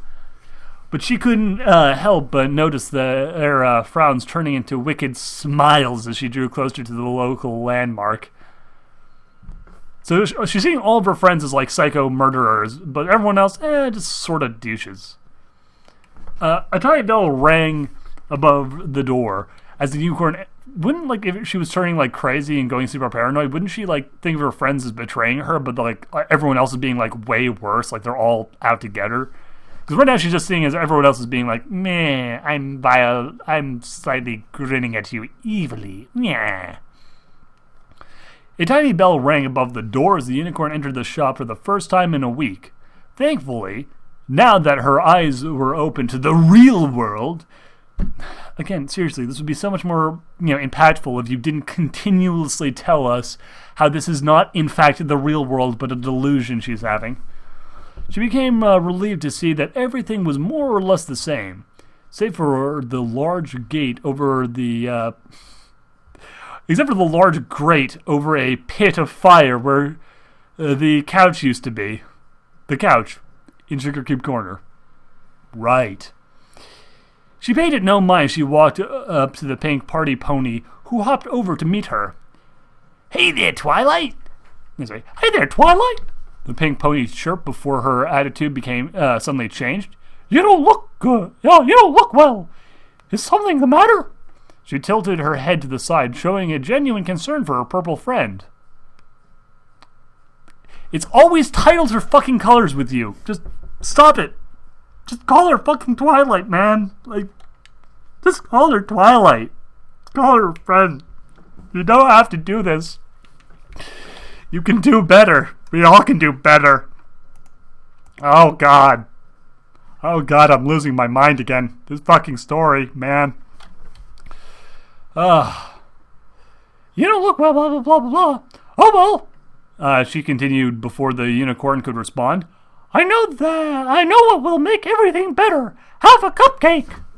A wild, disturbed grin spread across the pink mare's face. God damn it. Chilling her to the bone with no explanation why. She reached a hoof out to grab a tantalizing blue cupcake. For God's sake, really going there? Come on, people. Just fucking quit it with cupcakes. But not one to refuse a generous offer like that, until, that is, realization hit her. Gingerbread house? Stove? A grill? Over a working fire pit? And cupcakes? Cupcakes? It was all out of the story she had read as a filly, the one about two young foals who happened upon a wicked witch's house in the woods and were eaten alive. Fuck you, fuck you, fuck you, fuck you, fuck you, fuck you, fuck you, fuck you, fuck you, fuck you, fuck you. Story. Twilight hoof fell to the floor, horrified that her friend Pinky, who used to be the most benign of the group, turned out to be the most insane and disturbed of the lot. I'm going to shove my head through my monitor, because that's the only way I can end this story faster. She was actually planning to eat her! Now, of all times! Her jaw dropped, the pink pony looking at her with a hint of disappointment behind the wicked, murderous smile. Oh, what's the matter? she asked as she saw her expression. "Don't you like my cupcakes? Everyone likes my cupcakes." "No," Twilight squeaked in horror. "No, I don't want any of your cupcakes." And with that, and with all the speed she could muster, all the speed she could muster, the unicorn took flight in a panic from the shop. Her hooves slid a little on the freshly mopped floor, not allowing her the acceleration she wanted. The pink mare tried to reach out to stop her flight and ensure her doom, but she got enough tension to slip away by an inch. The door to the bakery flew open as a flurry of purple erupted forward, screaming the entire way. Everything around her twisted and warped, becoming more horrible to her than it actually was. Thank you, author, for reminding us that literally none of this is happening. There is no tension because literally all of this is in her head. Fuck you. Can we please stop this now? No? Didn't think so. She welded her eyes shut and ran blind, hot tears slipping from her eyelids. All she wanted to do was to run, to hide, to get away from this asylum of a town as possible. Also, if this is all... I'm not even going to bother picking at the logic of why you decided to incorporate cupcakes into your fucking story, you ugly imbecile. I hate you. Suddenly the unicorn felt winded as she naturally ran into someone. Below her, flat on her back, was a familiar shape of her dragon assistant. "Ah! Ow!" he moaned. "Anyone get the number of that cart?" The unicorn pushed herself back up, standing over him with a wild look in her eyes. "Oh, it's you, Twilight!" He continued as he stood up as well. "I guess you finally decided to get out and get some fresh air, huh?" "I know what you're up to!" She yelled in his ears, spying the vegetables scattered around him. "You're going to join Pinky and make some Twilight stew, huh? I got some news for you, Buster." She suddenly lunged forward and grabbed the baby dragon's arm, startling the dragon as she startling daggers as dragon's arm, startling daggers at the startled young creature.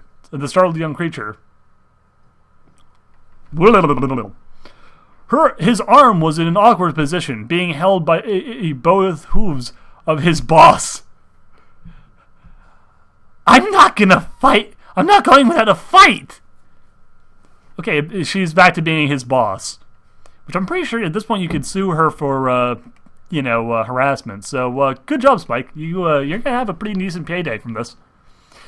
A sickening crack filled the air, followed by a sudden scream from the pained dragon. His arm was bent at a weird angle, broken by the sudden motion from his friend. So if she grabs your arm and twists it behind you, she's your boss. If she snaps it, that's something only a true friend would do. He fell back to the ground, crying his heart out and yelling with pain he had never experienced before. Why had Twilight done this to him? There, Spike. It's the shitty author's fault. Couldn't have been helped. Before he could cry for help, the addled unicorn continued her blind flight away from the crazy town known as Ponyville. She didn't notice the cart pull out suddenly in front of her, leaving her no time to stop, slamming into the side, flipping end over end and into the cargo it carried. A shrill shriek filled the square as more eyes came to rest upon the scene, the purple unicorn screaming and babbling incoherently as she rammed into the cart carrying live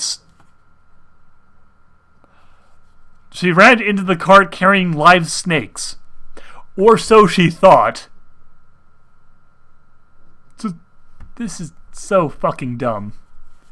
"Help! Help!" she cried to No Pony in particular. She squirmed on the cobblestone streets, trying to get away from the legless horrors. "They're going to kill me! Please help!" she sobbed, quickly replacing the screams as she realized her situation was hopeless.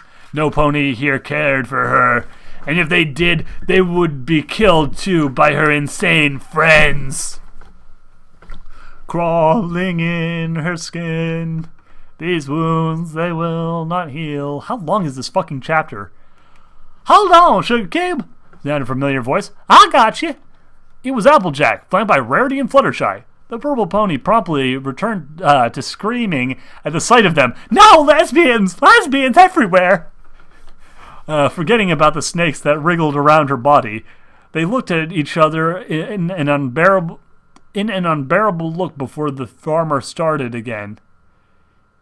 Y'all know, you do know those are just a pile of hay, you do know you're in a pile of hay, don't you? Right? The unicorn sobbed and screamed, lost somewhere between terror and sorrow over her situation. When the trio approached, which I believe they already did, she lashed out violently, fighting for her very life. The white unicorn and yellow Pegasus and green clovers and blue shooting stars, and the yellow Pegasus flanked her, trying to distract her. No! Twilight screamed. They're going to eat me! Some pony, please save me! Oh my god! Actually, considering what she was afraid Rarity was going to do, I think eating was part of it, but not quite that way. Ew, okay. That was a horrible joke, and now that's a mental image that I'm going to have to scrub out my brain with bleach. Nothing's going to eat you, Twilight. Fluttershy spoke with a great care and nurturing. Sadly, her purple friend would have none of it. Screaming even louder, the pair looked at Applejack and nodded, putting their backup plan into motion. Reaching into her saddlebag, she withdrew a lasso and tossed it at the purple mare. Twilight suddenly felt her limbs pulled together, snug by something oddly smooth.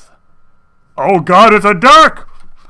When she looked, she saw that they had bound her legs using a long, vicious-looking snake, causing her to scream even louder. Okay, fuck you. I'm not done. Oh God, this is so stupid and so long. How could they do something like this to her? Weren't they her friends? She wriggled and screamed in vain. The farm pony approached her mercilessly before shoving one of those horrid green worm-ridden apples deep into her muzzle, stifling her. Doesn't she have magic? Why are you bothering to tie up her legs if she has fucking magic? Her legs aren't even her most dangerous feature, by a long shot. Grabbing her tail in her teeth, the orange farmer soberly pushed her squirming purple friend towards the streets of town, getting weird looks from the different ponies as the rumor mill worked overtime. The rumor mill. I think at this point it's just spectators. It's all pretty much obvious. You just have to look. It's not a rumor. It's just happening. In the course of an hour and a half, the unicorn had managed to be hospitalized. Had managed to hospitalize two of her friends and traumatize a filly into silence. And she also pretty much murdered Spike. Okay. It hurt her to bind her friend up like this, but right now she was a danger to herself and every pony around her, which is why they didn't do anything about her fucking magic. She just thanked her lucky stars that she hadn't used magic on any of the attacks yet. Yes, so let's just bound her legs so that she has no other choice but to use magic. Okay, I'm checking how long. Okay, we're almost at the end. Jesus. Almost there. The white unicorn and yellow Pegasus followed behind the pair, making sure... Oh, God. Just call them Rarity and Fluttershy, okay? The way you're describing it, it could actually be any other pony. It could be Sweetie Belle and Dewdrops. So that's what I'm going to say from now on. You know what? It's not... The white unicorn is Sweetie Belle. The yellow Pegasus is Dewdrops. Because that's who they fucking are. They might as well be, since you're not going to describe them by their fucking names. Screw you. Making sure they added... the yellow unicorn didn't making sure the yellow unicorn didn't break free from her binds and go on a rampage. Fluttershy, who now just appeared, because apparently had to fight to suppress her tears at the sight of her friend acting like this, pleading fear etched on the unicorn's face. Rarity felt much the same way, worried more that her fellow unicorn would suddenly have the presence of mind to wield her magic against them. No shit. Finally, I knew you were my favorite character for a reason, Rarity. Even in a shitty story, you can still manage to pull a tiny bit of decency out of it.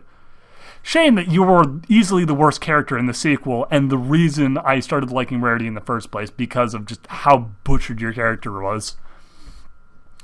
If she could subdue an Ursa, she shuddered at the idea of what an enraged and dangerous Twilight would need to write. She shuddered at the idea of an enraged and dangerous Twilight.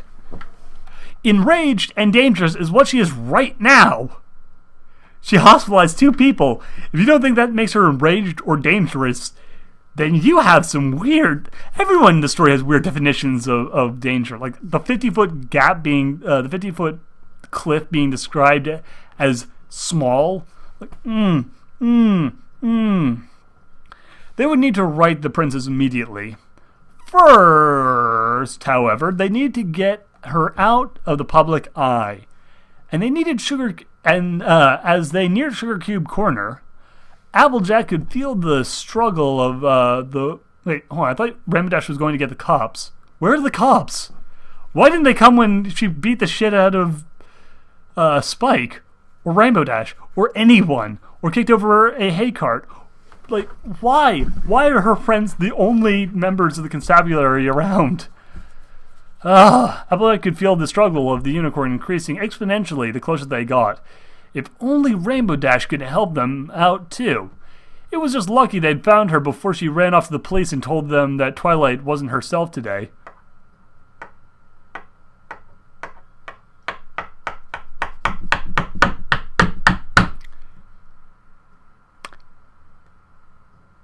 Rainbow Dash had her face beat in so hard that she lost a good number of teeth.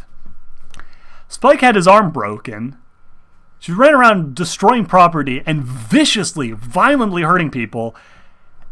And they found Rainbow Dash and told her not to contact the police to deal with the violent and dangerous friend going on a rampage by explaining she's not quite feeling herself. Cut her some slack. Of all of the dumb in this story, that might be the dumbest. That might be the most stupid, boneheaded, dumbass decision anyone has made in this story up to this point. And that's saying a fucking lot.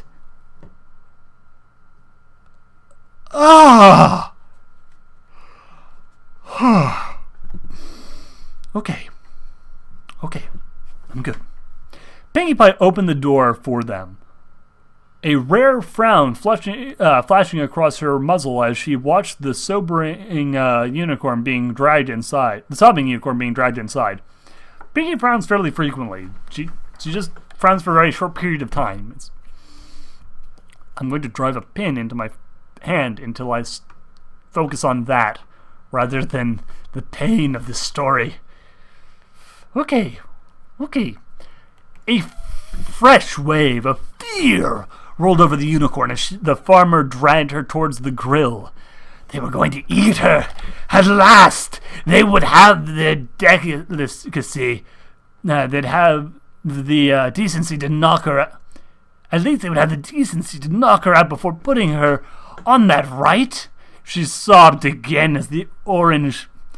As the orange earth pony, Brayburn, and the white unicorn, Sweetie Belle, lifted her up and tossed her roughly onto the grill.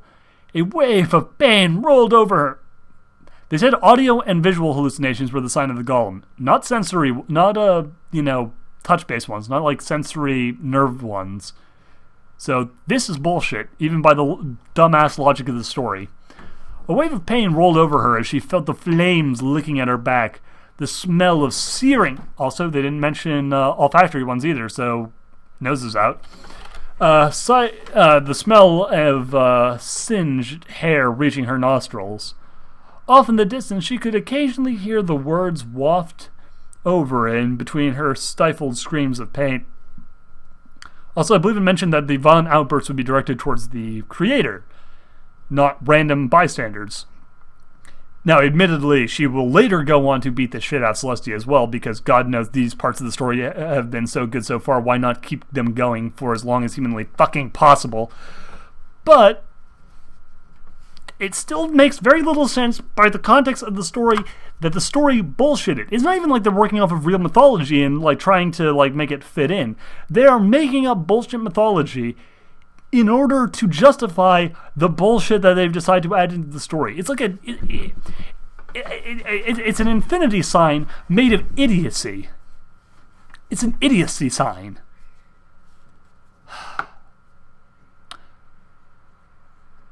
Often, all right, they were describing something, but she couldn't tell what. She wanted to roll onto her side to hear them better, but it would offer more skin to the flame for the flame to cook. She has to know. Fluttershy started.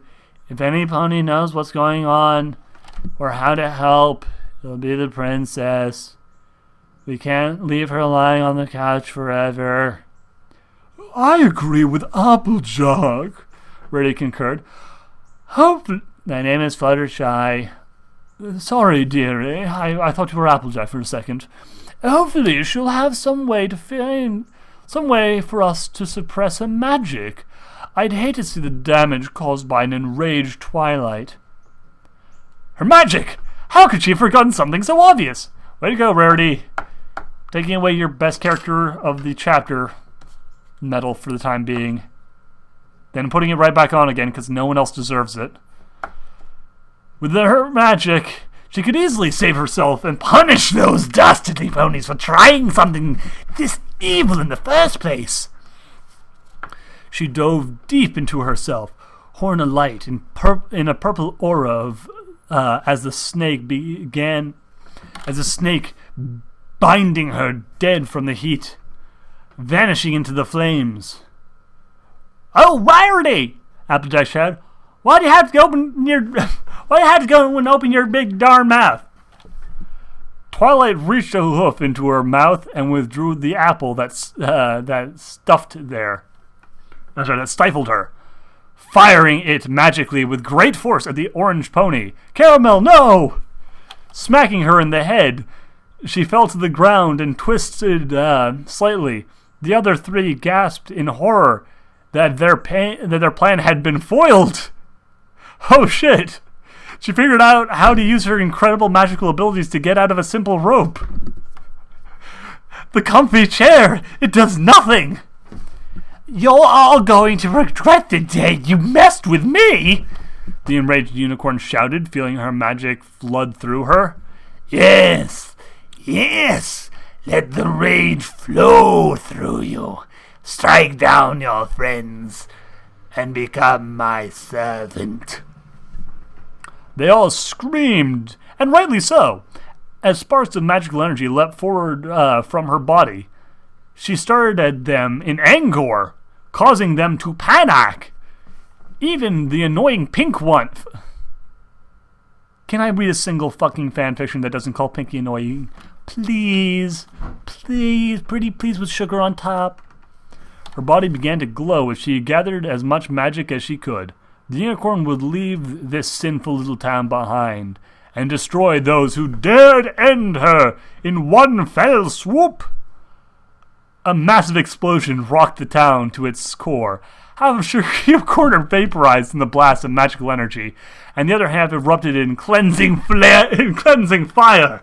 Praise the sun! Burn the heretics in the name of the God Emperor! A brilliant streak of purple shot across the sky from the heart of the blast and rocked into the ever-free force beyond. 3 scared ponies, who apparently escaped the vaporization of the building and the cleansing fire, ran out of the wreckage while the 4th had to be dragged, curled up and bleeding from the shrapnel of many splinters of flaming wood. So by end the people who had conspired against her and destroy the town, she meant destroy the town and then sort of fling shit in the direction of the people who had defied her. What could have driven such a reserved and kind pony to do such a horrible thing? Once again, another cliffhanger that is utterly ruined by the fact that it is based entirely off of things that we already know. Oh, but fear not, my dear gentle viewers. We have more descriptions. Overall description for Chapter 3, Moonrise. Some things in the world happen by chance. Others do not. Twilight Sparkle is about to learn the disturbing truth that will turn her world upside down. Chapter description. Once again at the end of the chapter. At last, the full truth, well, most of it, comes to light. How will Twilight take the bitter news? Badly. Can her friends or Ponyville itself deal with the fallout? No. Author's note. I originally wanted to make this the last chapter of Eclipse. You wrote Eclipse? You motherfucker! Oh my god! You really are the worst. You're terrible. Eclipse is awful. But by the time I got... oh wait, no, so that's the next chapter. My bad. No, those are the last... Yeah, that's the last chapter. But by the time I got to that point, I figured it would be long enough to split into two. So stay tuned for the exciting conclusion. Imagine this chapter twice as long.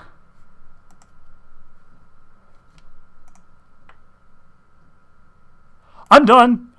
We're done. Let's read. Thank you all for reading along with me. It's been a pleasure. My name's been Duhad. I hope you all had as much fun reading along with me as I did reading that story. Now, if you excuse me, I'm going to go and drink a lot. So I'll see you guys next time. Take care. Good luck. God bless. Happy readings. Ending the stream.